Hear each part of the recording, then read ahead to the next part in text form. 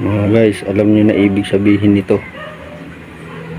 Ito na po yung itlog ng aking native na chicken na pares ng Rhode Island Red.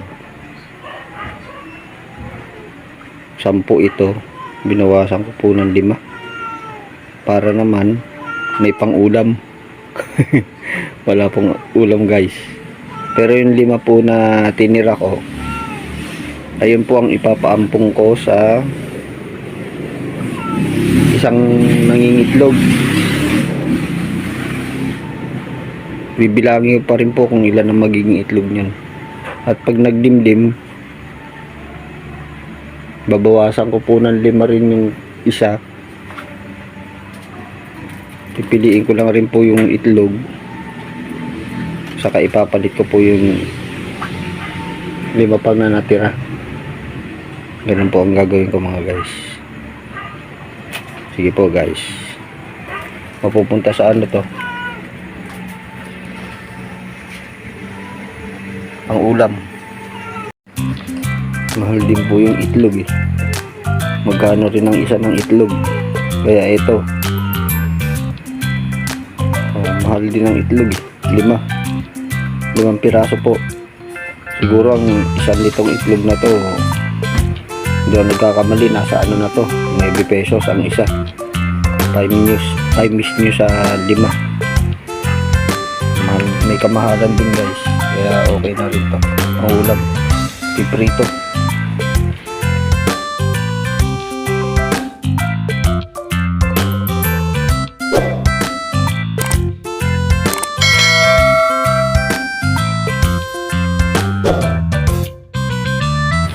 Hello po mga guys, magandang umaga po sa lahat mga guys.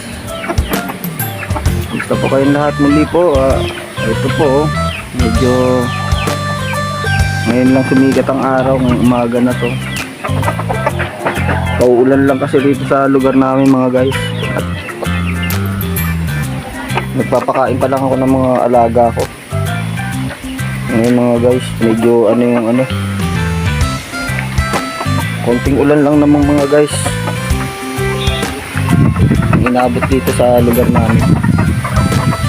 Pero ngayon maganda na araw, mahangin na siya. Mahangin na. Pero kanina madaling araw guys, mahulan dito, nag-inulan-ulan. Ito nga pala guys, binawasan ko itong kagabi ng ano, kahapon pala, itong itlog ng isa ko native chicken. Binawasan ko ng 5, 10 yan, naging 5 na lang.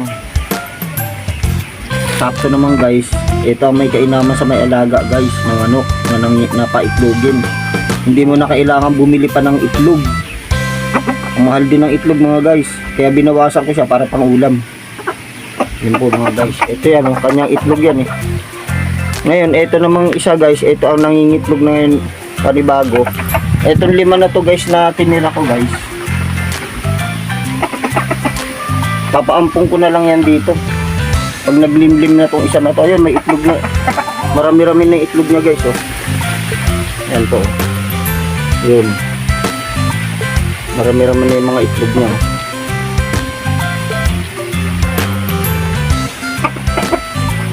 Yun guys, pipiliin ko pa rin yan guys, dahil ipapalit yung pinili ko na yun dun eh kagabi, ay kahapon pinang ulam.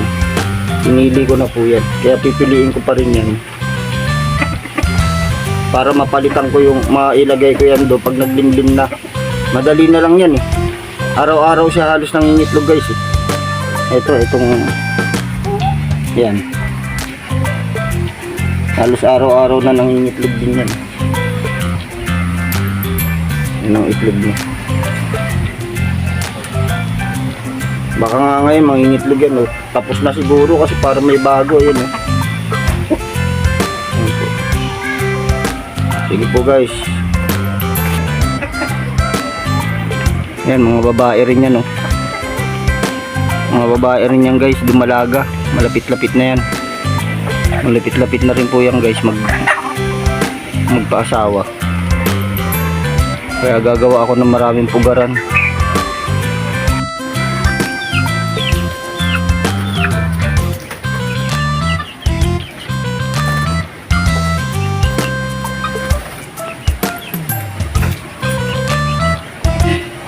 Kaya na rin yung mga sisiyo guys. Yung nagpapaaraw yung isa. Yun.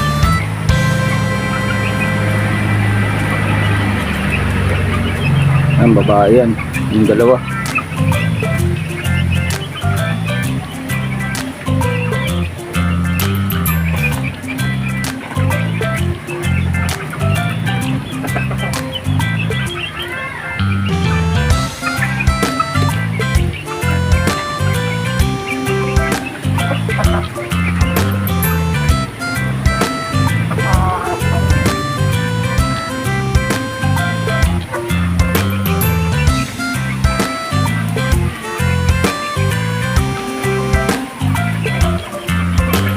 Sumikat ang araw, nagpapaaraw sila mga guys.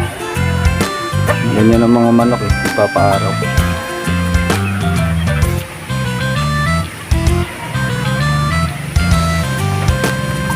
Yan o, inaano nila yung pakpak nila. Pamibilad.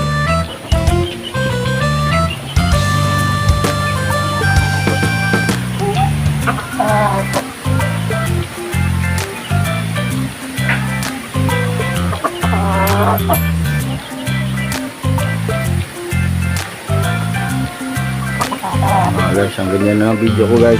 Salamat guys.